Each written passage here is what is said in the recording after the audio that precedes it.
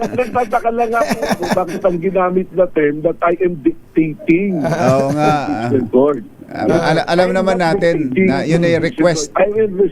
I'm respectfully requesting the prosecution kasi ganito naman po yung hearing, ang prosecution. And inaptly we under the rules of court na suppletory po sa impeachment trial na sila pwedeng magkamada kung sino yung witness, kung sino yung katunayan po, if I will be present during the trial at bigla akong tinawag, hindi ako handa, wala po akong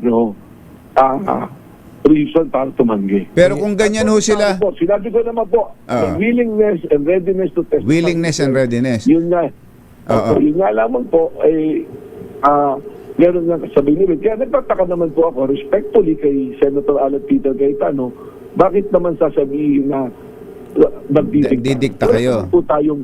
Wala naman po tayong poder para magdikta. Tayo po mga lingkod bayan, ay tayo po susunod sa mandat. Wala po, I have high respect to the Senator judges, to the impeachment court.